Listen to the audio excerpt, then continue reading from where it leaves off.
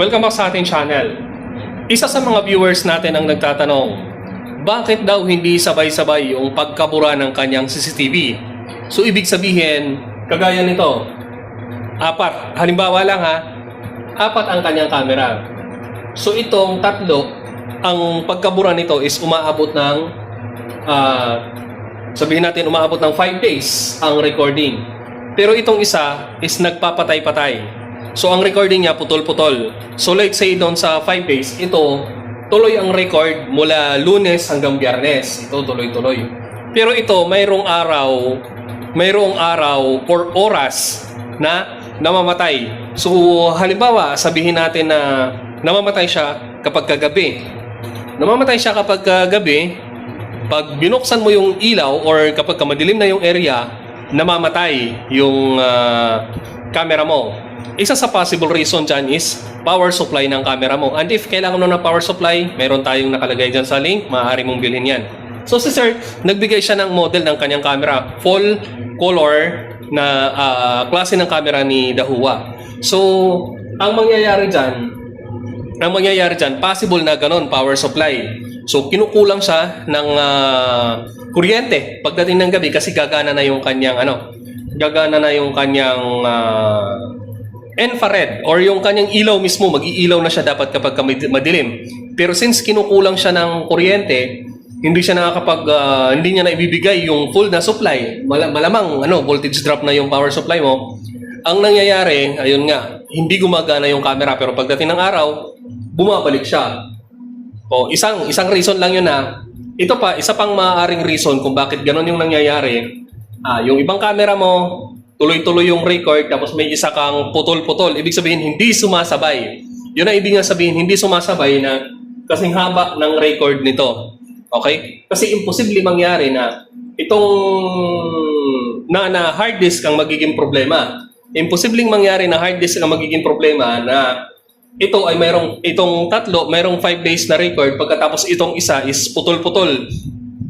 Sabihin natin na ang record lang nito is 3 days, or 4 days lang, hindi sabay dito. So, dapat sabay-sabay yan. Kung nakaset man siya sa motion detection, dapat hindi magkakalayo. Kung nakaset sa motion detection ng yung CCTV. So, halimbawa, ang area na yan ay nakalagay sa area na may pumapasok naman na tao, may dumadaan na tao, dapat magkakaroon siya ng detection. So, ang magiging range lang sana ng hindi nila pagkakasabay ng pagbura is possible oras lang. So, let's say, halimbawa, itong camera mong apat ay nakakabit sa isang opisina. Ang opisina na yon ay siyempre, opisina, may empleyado pumapasok. So, dapat mayroon siyang madedetect doon sa araw na may pasok na empleyado. So, hindi yung mawawala na lang siya bigla. Malamang, ang problema niyan is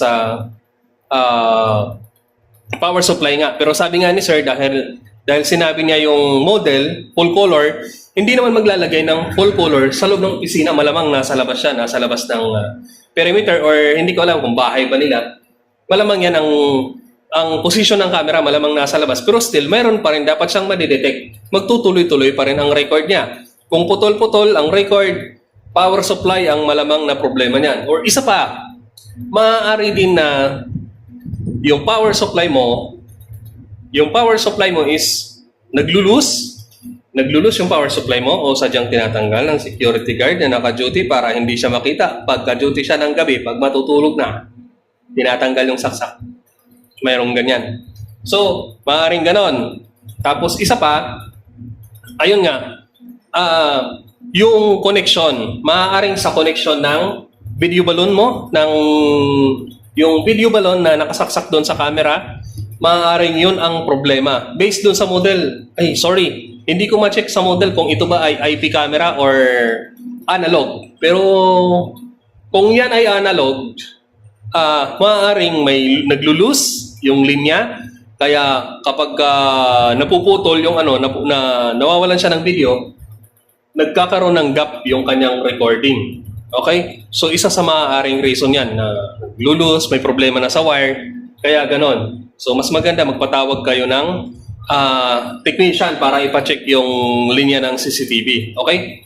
So, Ayan, hanggang dun lang. Ay, teka lang. Shoutout nga pala. Baka may magtanong na naman. Sabihin na akala ko gwardiya, mekaniko. So, mekaniko pala. Ano po pala? Installer talaga ako ng CCTV. Security guard sa gabi. Installer ng CCTV sa araw. Pag may kliyente, gumagawa ako ng camera.